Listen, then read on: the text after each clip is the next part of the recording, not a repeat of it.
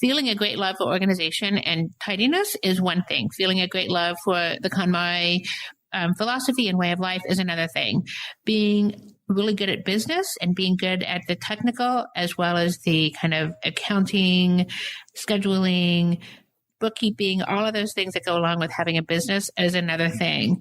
And there's no part of the KonMari training that will give you those skills. It's really something that you either bring with you or that you are self-taught.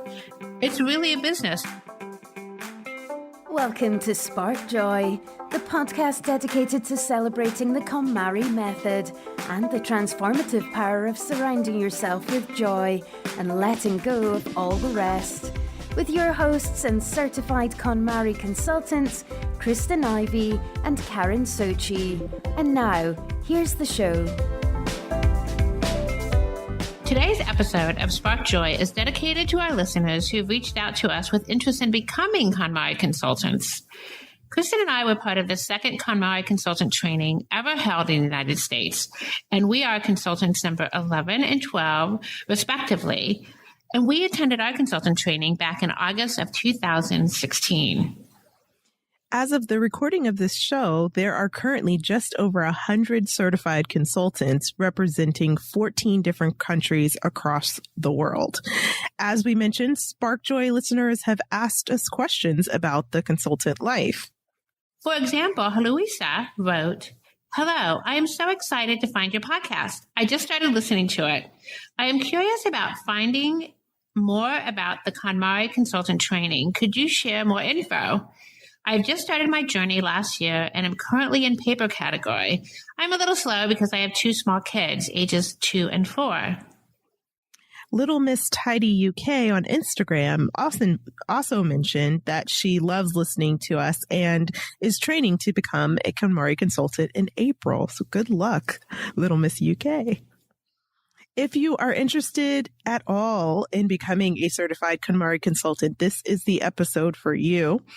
Today, we'll explore why Karin and I became consultants, and we'll talk about the process of becoming certified and all of the realities associated with this business. But first, it's time for a joy check. Kristyn, what's bringing you joy today? Well, I can honestly say that I've reached a pretty joyful milestone in my life for sure. I just recently let go, or sold in this case, my first place. I purchased a condo in Alexandria, Virginia in 2004, and I've owned it ever since, up until this month. So yeah, I just let it go, which was kind of crazy, but it was time to part ways. It served as my home for many, many years. And then also at the tail end there, a rental property. And it was time to move on. And it was also just another sign that I've kind of made Chicago my permanent home now, letting go of the ties. Of course, I still have family in Virginia and will never let go of them for sure. But in terms of my home, that was the next step. I mentioned earlier in other episodes that I let go of my car.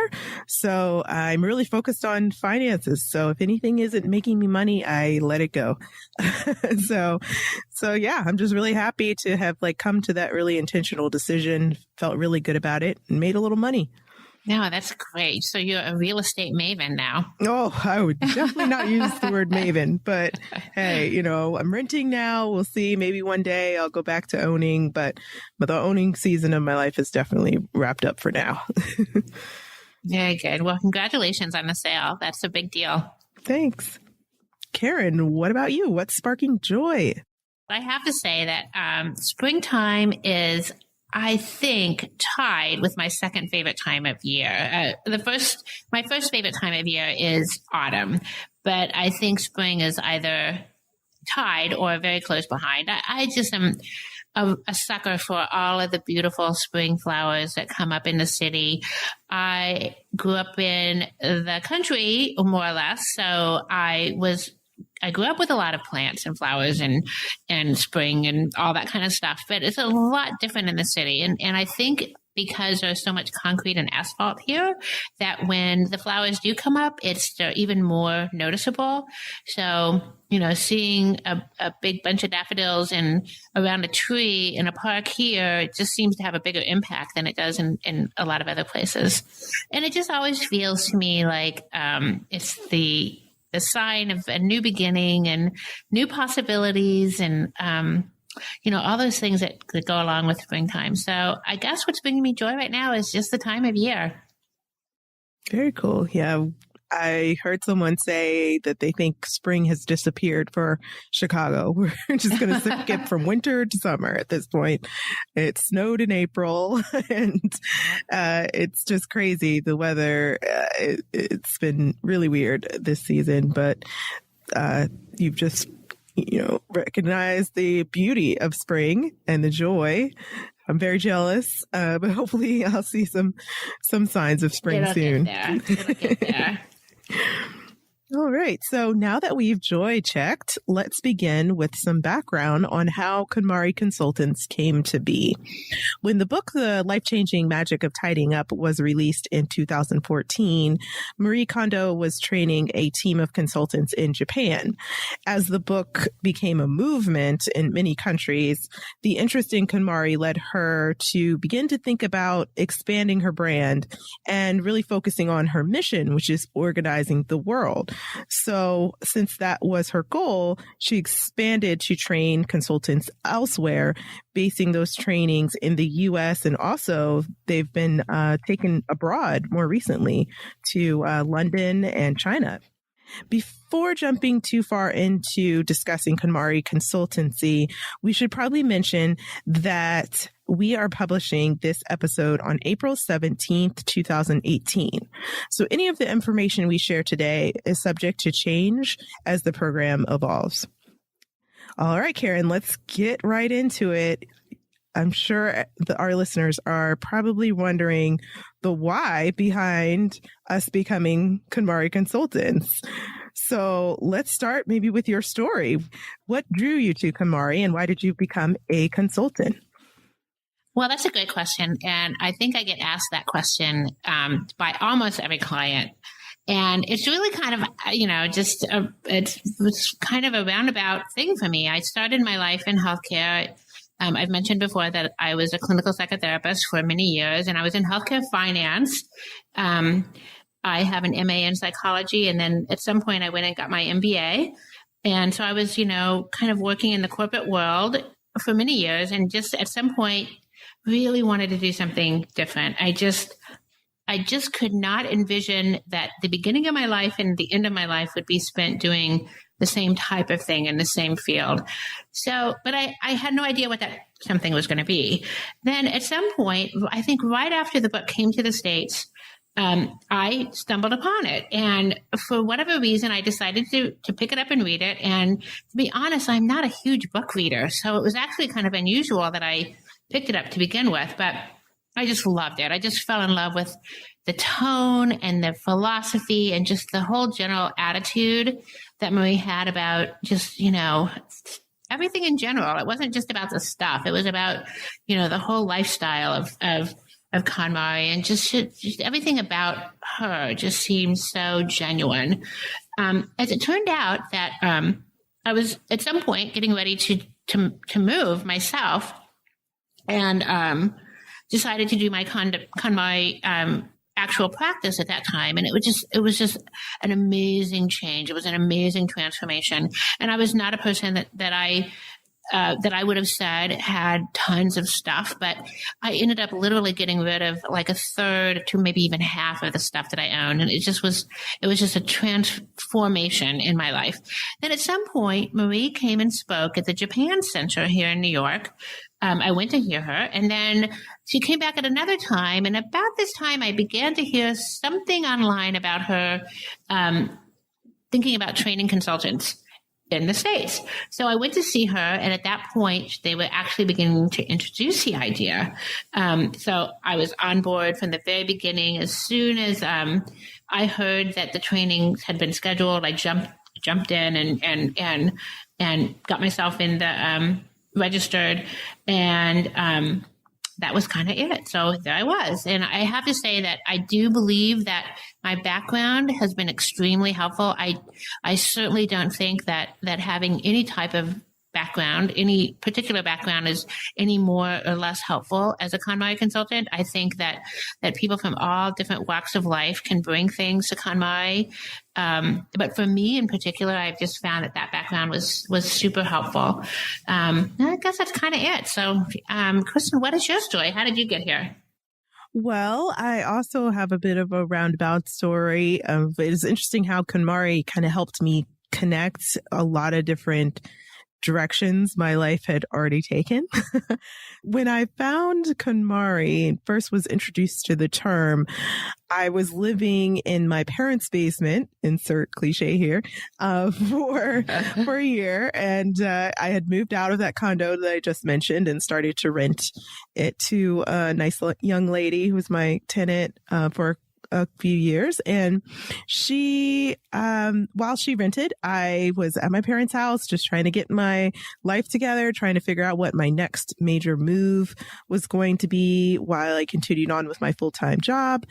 I have a degree in engineering, and that's my undergraduate background. So I have been a project manager and corporate consultant for over 14 years. And that, condo and kind of my life was all centered around the Washington, D.C. metro area. So I'd lived in that area for quite some time. And I was used to moving around. I went to 3 different high schools. I was typical military brat. So it was odd that I had stayed in one place so long. So I was kind of itching to make some sort of change and knew that I had kind of landed in a comfort zone. I started to explore my creativity as well. I went and got a master's degree in interior design and worked on graduate school in the evenings and continued to just be full-time in corporate America.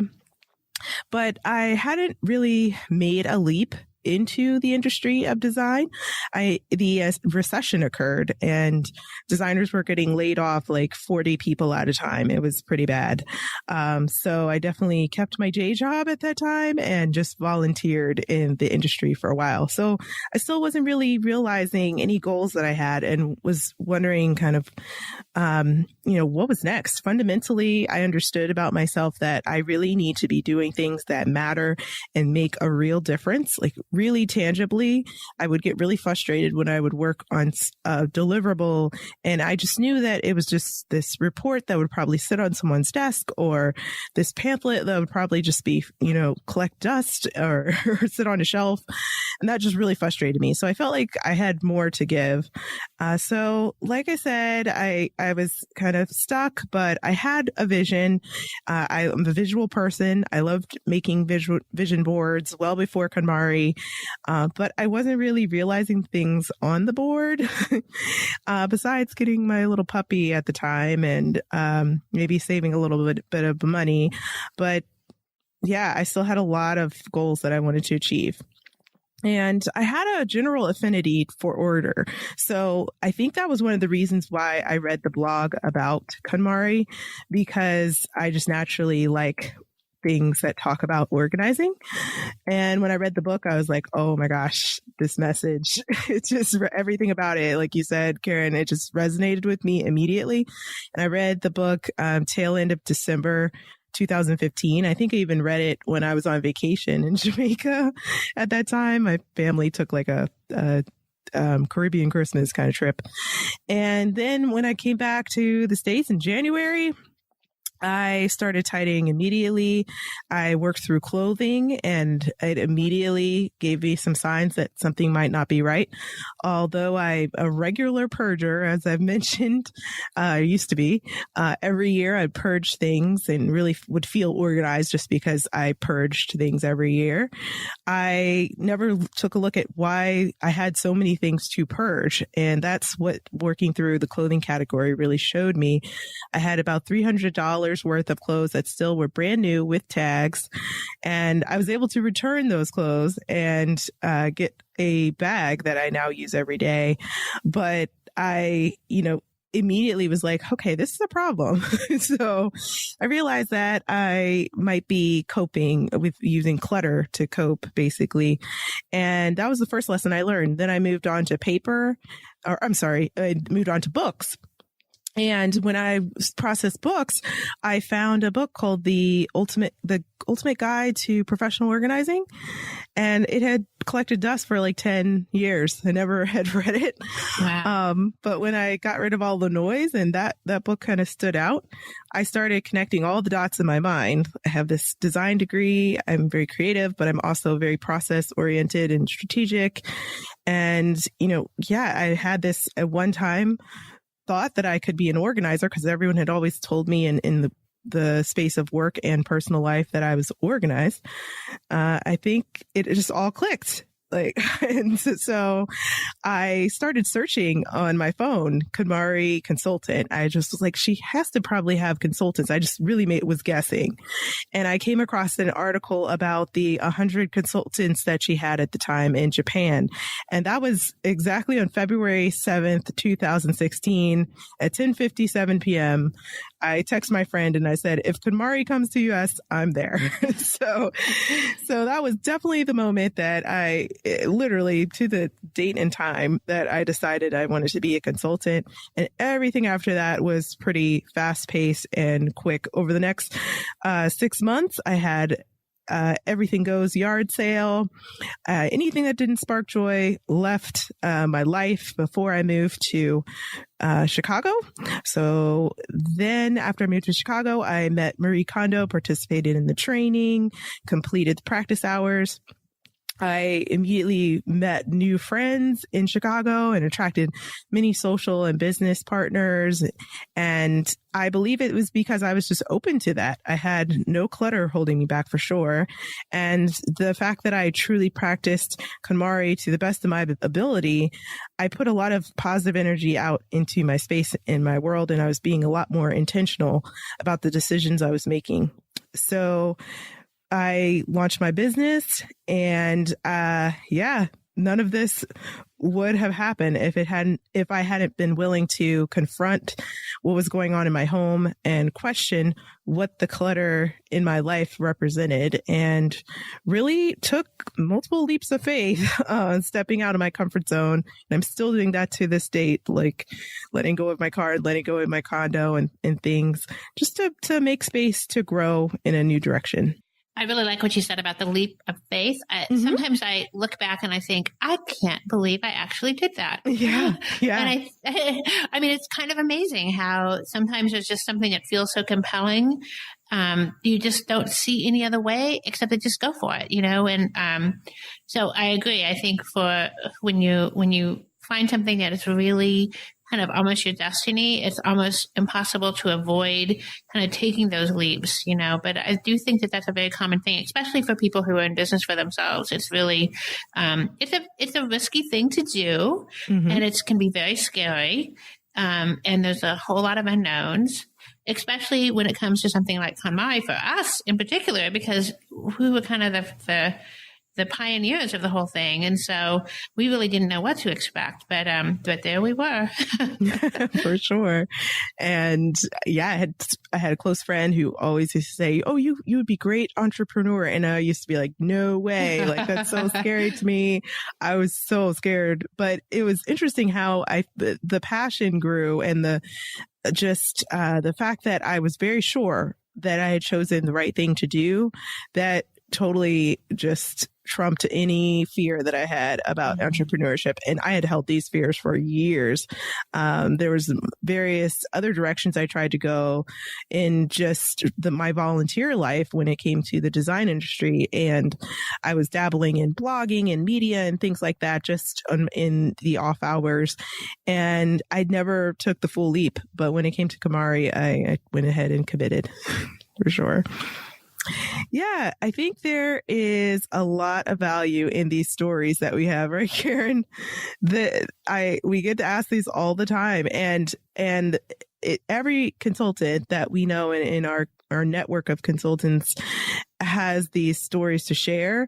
And I was able to collect a few of these last year, the moment essentially that KonMari fan turned into KonMari Consultant.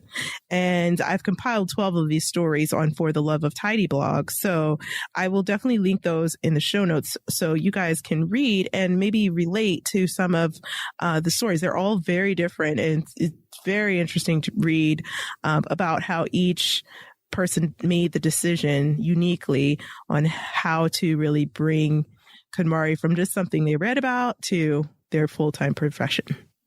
Now that we've shared the why, we should probably talk about the how. So we are going to walk through the 7 steps to becoming a KonMari consultant and really share our insider perspective about each phase. And we have a lot to share here. These steps have come from KonMari.com, and we're just going to expand a little bit on each one and just share a little bit of our personal opinions and perspective on each step. So we'll start with step 1, and that is read the Marie Kondo books. I'm guessing that this one should be pretty self-explanatory. I mean, Sure. Obviously, for most people, I don't think they would really even be considering this if they had not read the books, but it certainly is an important step. There's not just the life-changing magic of tidying up and spark joy, but now there are a couple of other books that have come out. The Manja book, and of course, there are lots of videos and things online. So I would say the very first step is to not only read the core books, but also to read and watch as much as you possibly can about the whole method before you even consider becoming a consultant, because that's going to give you a lot of information just doing that by itself. For sure. And to clarify, I actually, when my clients ask, should I read the book before you come over? I always tell them that that's optional, because I feel that we cover the nuts and bolts during the session, the fundamentals, and the best way to kind of learn about KonMari is to apply it kind of while you're learning. So it's optional for our clients to read the book, but if you're going to be a consultant, I imagine it's pretty mandatory. Yeah. No, I agree with that approach to clients. I mean, a lot of our clients, if the ability to sit down and read the book would have been a step that they have just not been able to take, which is why they've contacted us to help them with that process. So totally agree with that.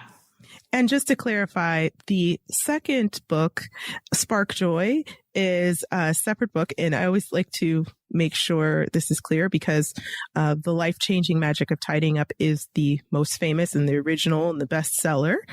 Spark Joy is the companion book, which is essentially a bit of an extension that goes into a little more detail about each clutter category and techniques that correspond to each category.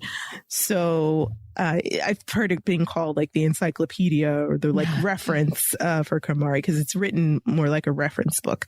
It also, there has a couple of questions there in the book that respond to really popular feedback that has the team, collected after the life-changing magic of tidying up kind of hit the scenes. So that's the difference. They also look very similar in their front covers. So I always like to just clarify there that there is 2 separate books that we may refer to in this episode as well as other episodes. All right. So step 2, tidy your home. You definitely will want to have completed the process on your own home. Obviously, this is a pretty self-explanatory, although I have to say that when the consultants training first happened, there was no expectation that you had done this before the seminar. That has definitely changed. They definitely want you to have tidied your home before you take the seminar. I mean, it's so important to have done this, because unless you've actually completed this practice yourself, it is really hard to understand why it works, as well as how it works. There is just so much fundamental kind of emotional and in-depth change that happens as you go through the process. It's really kind of the transformation doesn't really happen until you've tidied your own stuff. So this seems to be a real turning point for most people. And I think every consultant I've ever talked to has always referred back to the time that they've tidied their own home as being when they knew that this was the path for them. So it's definitely important that you undertake the process yourself. Of course, relying on the books and the material that's out in the world for help. Or, some consultants have used consultants before they decided to take the plunge. One of my trainees, one of my clients is now currently a trainee. And of course, that's very gratifying to me. But again, it's really just a matter of deciding what works for you as far as taking the plunge into tidying your own home. But again, this is a really important step and something that you should definitely have done before you attend the seminar. I think it's also important to clarify that when we say complete the tidying process, what we mean is to complete all of the clutter categories. So start with defining your vision and then working through all of the different categories: clothing, books, paper, miscellaneous, and sentimental. And that constitutes a full KonMari tidying event. And as we know, it's tough to complete all categories sometimes. And we stop, we stall, we pick it up again. So being able to hold yourself accountable and finishing your tidying event before you can move on to the next phase of becoming a consultant is really important. And you're probably wondering, how do they verify that your home is tidy? Yeah. We were actually asked to submit photos to verify that we completed the process. So make sure to take lots of photos along the way, or at least after photos once you've completed tidying. Yeah, that's an important point. And also, we should mention at this point that and the KonMari.com site, there's actually an app that goes along with their site that you can sign up for, and it walks you through the steps, and you can kind of click off every time you've completed a category, which is kind of fun. It kind of gamifies the whole process. So we'll make sure to put that in the show notes as well.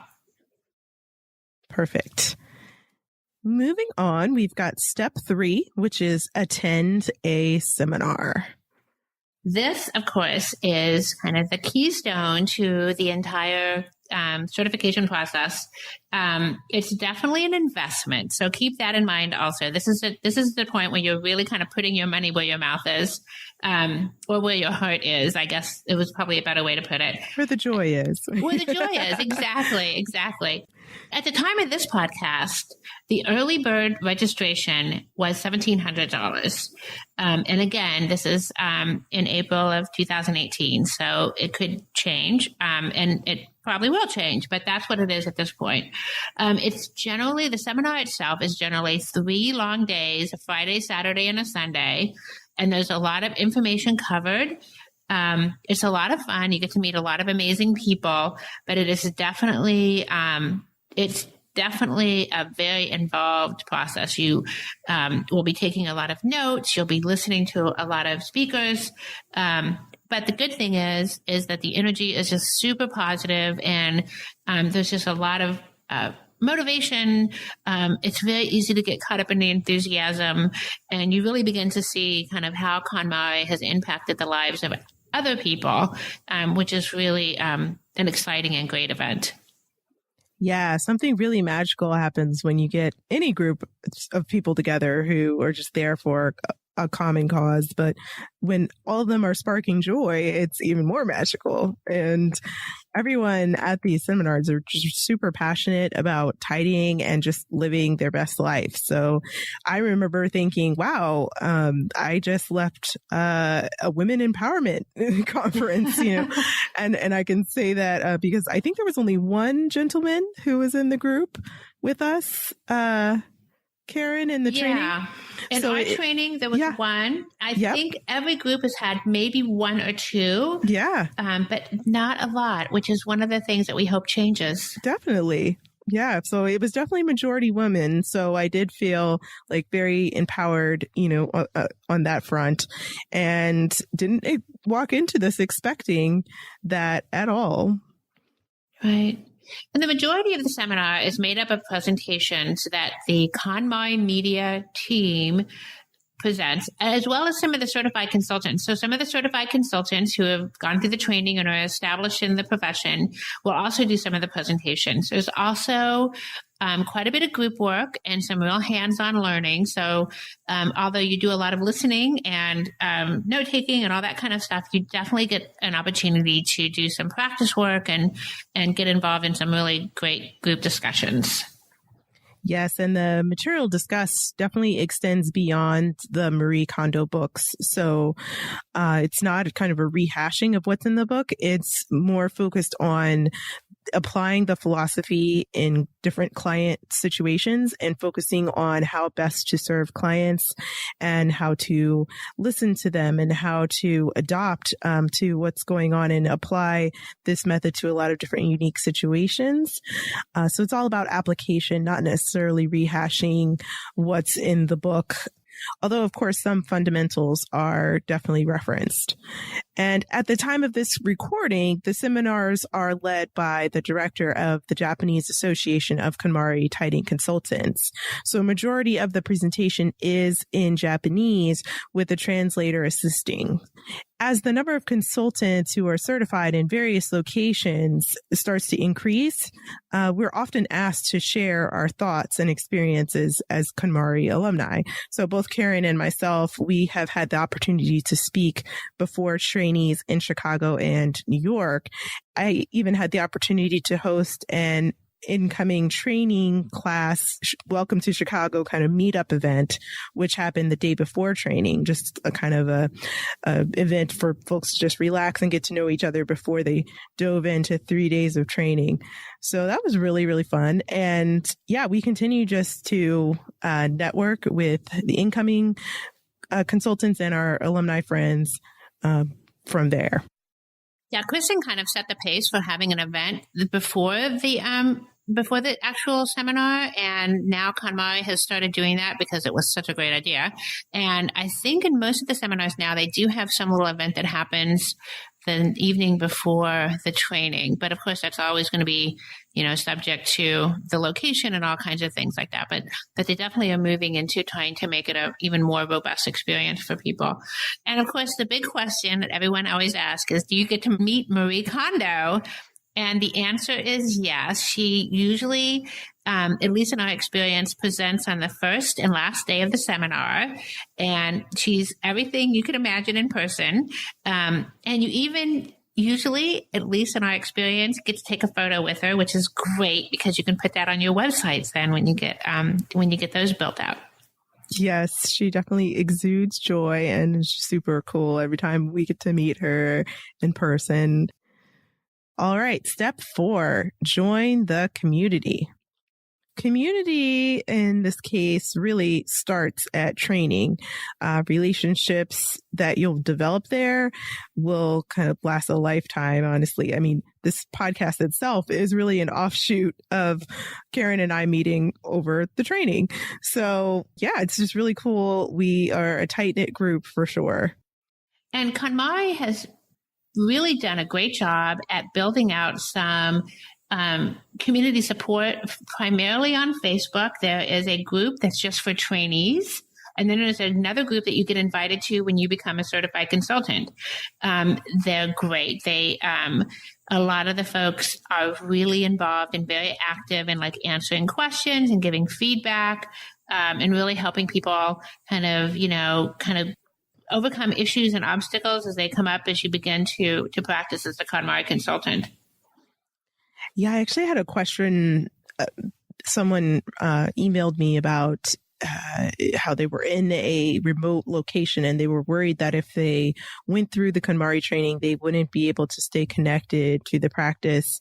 So I think that the virtual groups are definitely helpful for those who might be in more remote or rural areas where there isn't a very high concentration of consultants. Right. And of course, in addition to all of that, a lot of consultants, especially if they are in areas where there are, several of us, they definitely meet in real life for, coffee, dinner, whatever, and just get to know each other better. So there is definitely a lot of opportunity to feel a part of the community. Yes. Real life always sparks joy for sure. Yeah. All right. So step 5 is submit tidying reports. So this is when it gets really nerve-wracking going through your certification process. So the thing is that you have to do practice sessions. And these practice sessions are generally it's a total of about 30 hours. As you know, as you will learn, sessions generally go from 3 to 5 hours. And you will submit 10 reports that are of lessons that you've conducted in the homes of your clients. And there is a form that you submit through the KonMari Consultant platform. And these get sent to the KonMari people who are responsible for training folks. And then you get feedback and, they might ask you additional questions, but basically it's just a report on the work that you did, what category you completed, what it was like, who your client was, and just some general information. Getting these first sessions can be a real challenge. If you are not someone who's had experience in this field before, it can be really difficult to get those first people to let you come and practice tidying in their homes. So for a lot of people, the first clients may be friends and family. So that's a good place to start. Generally, new trainees will offer sessions at a reduced rate or maybe even not charging anything at all, which is sometimes just what you have to do to kind of get started. But we highly recommend that you, whenever possible, charge at least something. And that's really for 2 reasons. First of all, from the very beginning, it's important for you to believe that you have something that's valuable that you're providing to people, because you are. And it's very easy to have self-doubt in the very beginning. And as soon as you start getting paid for this work, you will begin to see that this is a valuable service that you're offering. And on the other hand, it's really good for your clients, even if they are good friends or family, to feel that they're making an investment in the process. So even if they are just paying a little bit per hour for your services, they will feel that they are participating in a very specific, concrete way in the whole process. And for both of those reasons, this can be really good. But again, at the very beginning, it can feel really overwhelming to try to get these sessions under your belt. But you just stick with it. Ask around, tell people what you're doing. You'll probably find that people are a lot more interested in this than you even realized. Yeah, the practice sessions are a great hands-on learning experience that really inform everything moving forward, from the unique way that you decide to implement the technique to some of your marketing materials or your lead magnets. You get in direct experience with clients' pain points, and that is invaluable, and it helps you refine everything before you hit the ground officially and have a full service load. All right, so the next step is step 6, complete the exam. After you've submitted your training sessions, your practice sessions, then you will be asked to complete the online exam. It basically is just going to cover some of the principles of KonMari. It'll present you with possible scenarios that you may face as a consultant, and some of them are will be pretty standard and pretty self-explanatory. This is probably one of the most frightening parts of the training for people, because it feels like it's a real big unknown. But it's really something that once you've gone through the practice sessions will be relatively easy to accomplish. Yeah, I'm often asked what the test is like. And of course, we can't share the actual questions or any of the answers, but I can confidently say if you've paid attention during the KonMari seminar and you've really been dedicated throughout the process of your practice sessions, and you've absorbed the technique and any best practices that you've learned when actually practically applying this technique, you'll definitely pass. So don't panic. It's not the SAT. It's not the bar exam. You should feel confident that you will be able to spark joy when it comes to the exam. All right. Next step is step 7, apply for certification. Right. So once you've completed all of the previous steps and everything has gone through successfully, you will get the big congratulations email, and you will be invited to then submit your application to become a certified consultant. There is a contract that you sign, and you'll get to see this before you even get to this stage. There's nothing in it that you wouldn't expect, really. And then you pay a membership fee that kind of initiates your certification, and it's $500 at the time of this podcast. And then you're activated and you are officially a KonMari consultant.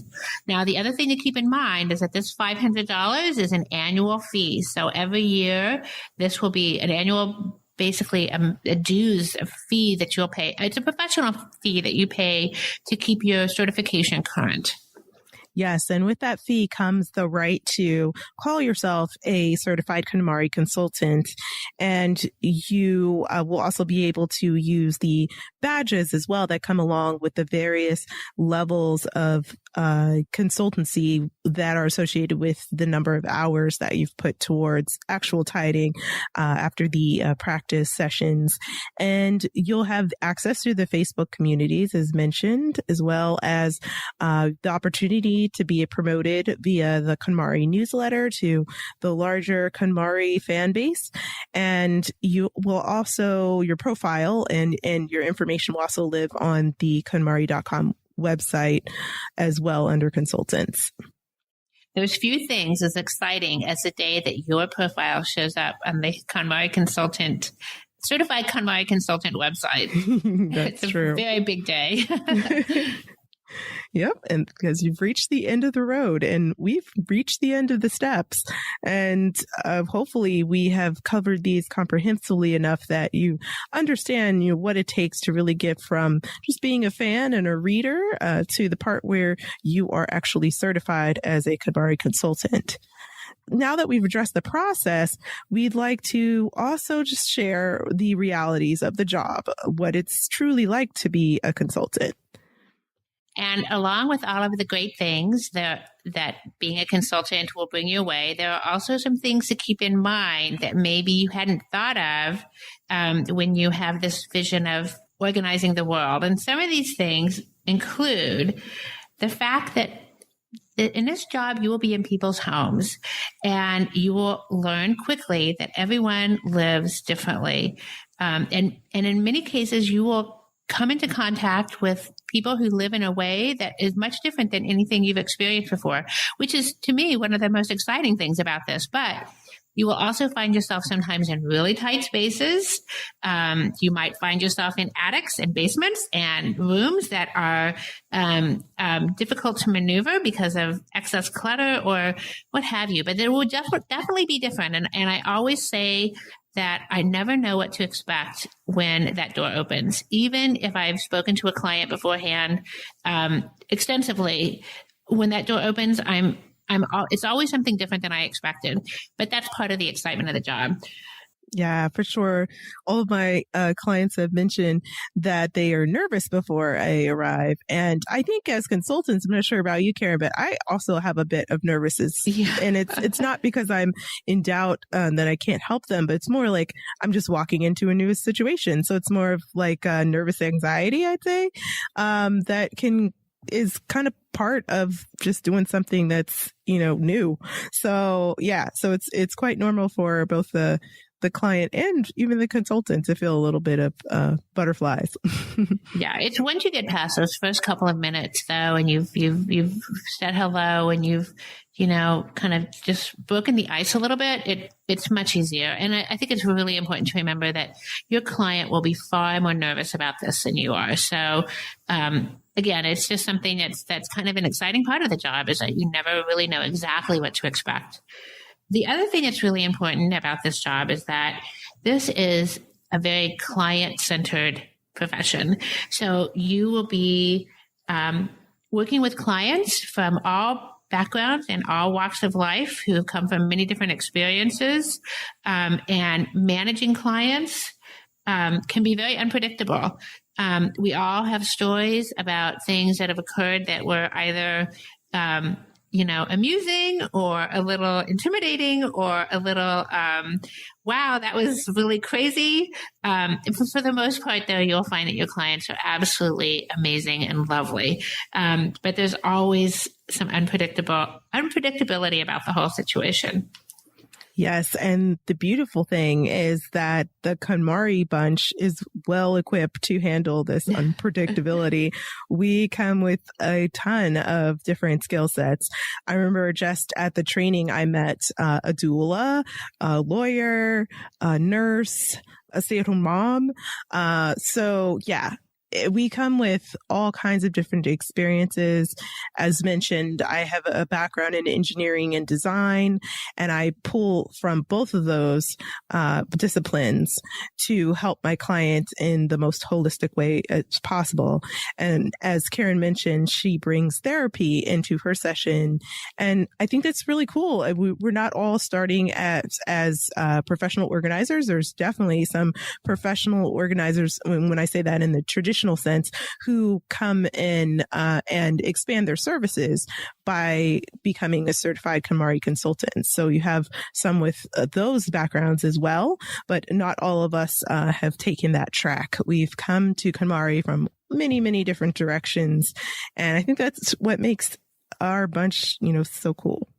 And I think it's not just the skills that are different amongst KonMari consultants, but also just the personality types. I mean, I was always so interested in meeting consultants who seemed really shy and kind of, that would seem like they were people who would take a back seat, in a conversation. And then I've seen people who are really outgoing and outspoken. And both of those personality types seem to work really well with clients and everything in between. It's just, being aware of the way that you interact with people and learning to apply your style in a way that works best for you. So it's really, I think it's one of the good things about KonMari Media is that they've not said, you must be like this person in order to become a consultant.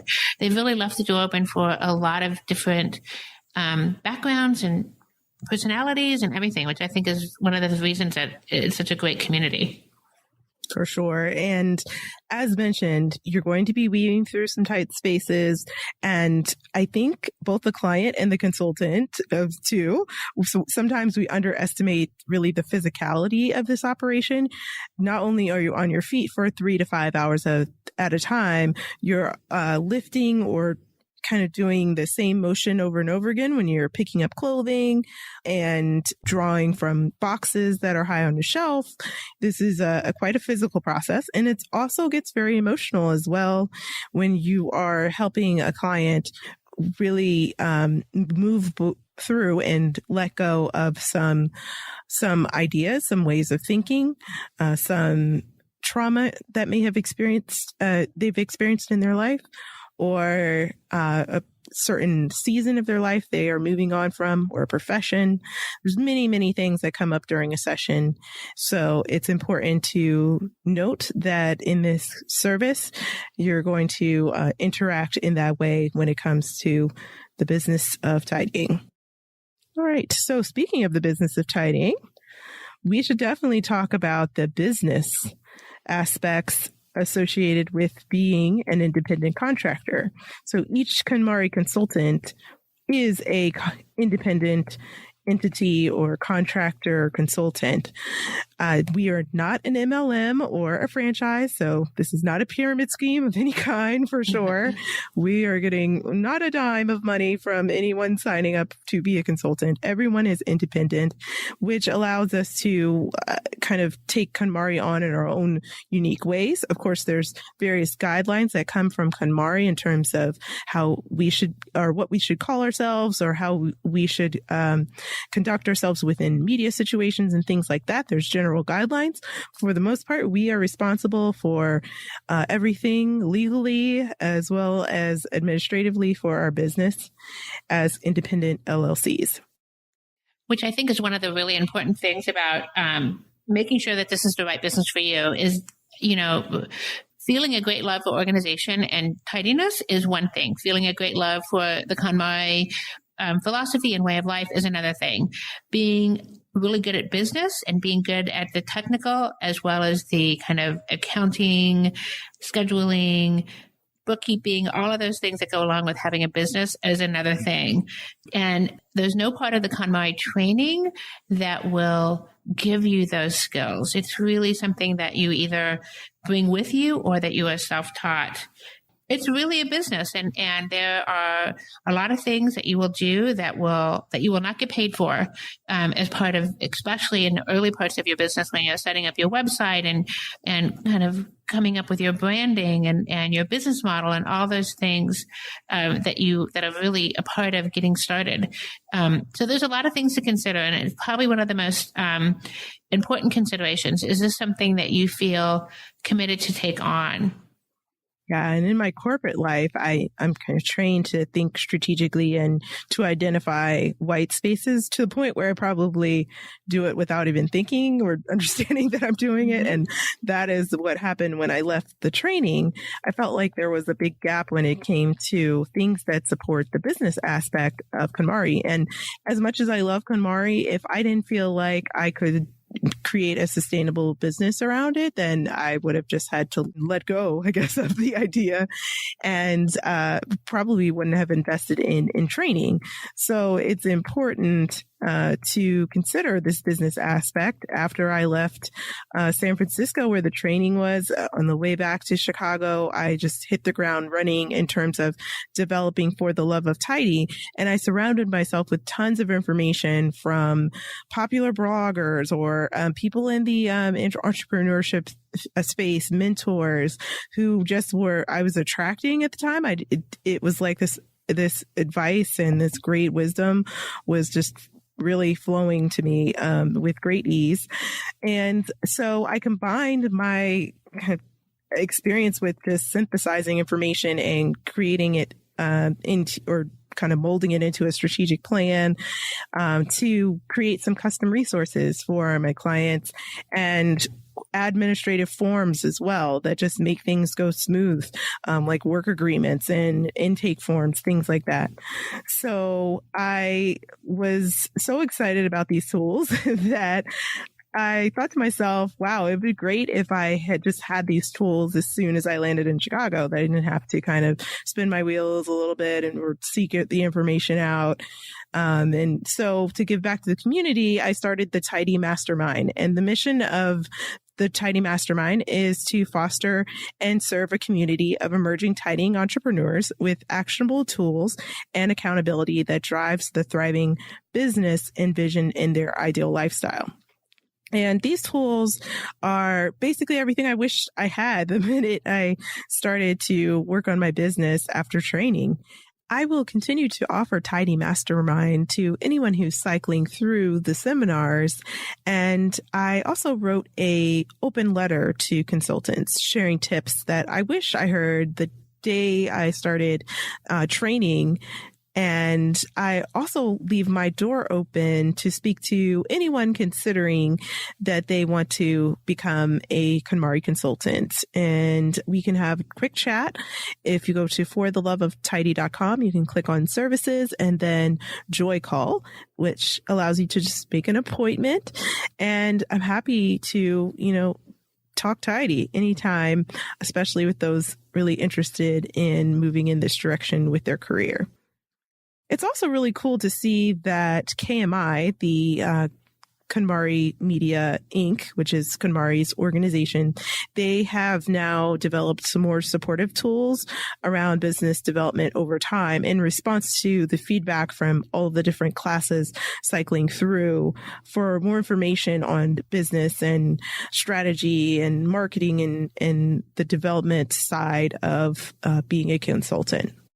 As in any type of business undertaking, there's always going to be some risk. There's absolutely no guarantee that this will be a profitable endeavor for you. Many people are doing really well with this, but it really depends on the market. It depends on where you're located. It depends on the demand over time. Something that may be really popular one year may not be so popular the next. It's just really hard to say. It's really impossible to say exactly what our businesses will be like, even in a couple of years from now. Every indication that we will continue to grow as a community and that interest in KonMari will continue to be as strong as it is now, or stronger, but there are always risks involved. So as you consider this path for yourself, there's really some things to think about. What is your particular situation, your family situation? How long can you afford to go without making a profit? Because there will definitely be some time between the seminar and your profitable business that you will not be bringing in any income, or that you will be focusing on the initial business expenses. There are things like the initial training that will cost you money. For most of us, we had to pay for assistance in building a website, or for other equipment, or in developing whatever materials that you want to incorporate as part of your business model. For some of us, there are things like licenses in our local communities, and just various things such as liability insurance to consider. So it's a lot of things to consider when you're thinking about the business aspects of becoming an entrepreneur. Yeah, another consideration should definitely be time as well. When you consider that these appointments are 3 to 5 hours, not only is that a commitment for your clients, but of course also your own personal schedule and life. So while this type of business allows you a lot of flexibility in terms of what time of day you can choose to work, you have to consider how much time, if you had a full schedule, for example, how much time in your schedule would you be blocking off for the business of KonMari, meaning the tidying lessons themselves, as well as any ongoing marketing and other administrative business tasks that Karin, you've kind of summarized here quite well. So yeah, it's important to take all of those things into consideration. We could probably devote an entire show to things such as how to decide what accounting platform to use, or scheduling platform, or what the best way to get all of the nuts and bolts of running a business in order.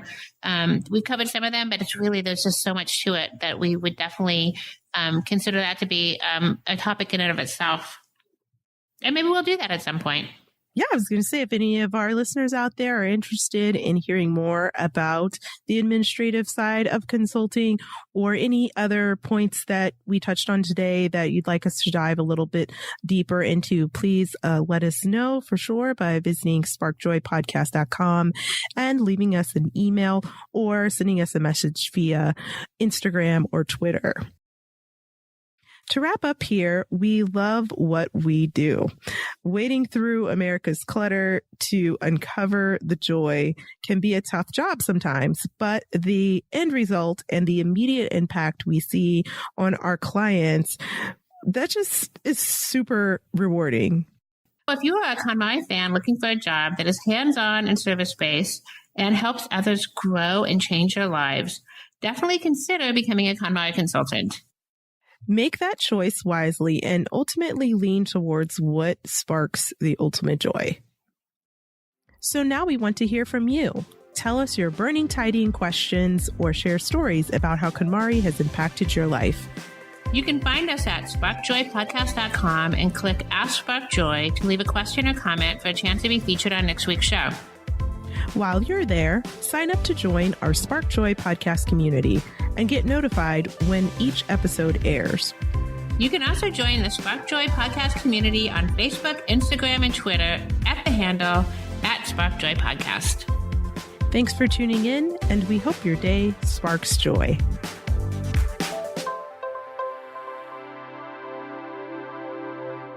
Thank you for listening to Spark Joy with your host, Kristyn Ivy of For the Love of Tidy in Chicago, and Karen Sochi of the Serene Home in New York City. Spark Joy, the podcast, is not endorsed by or affiliated with KonMari Media Incorporated. The opinions expressed on this episode represent the views of the co-hosts and guests alone and do not represent the corporate position of KonMari Media Incorporated or the KonMari Consultant community.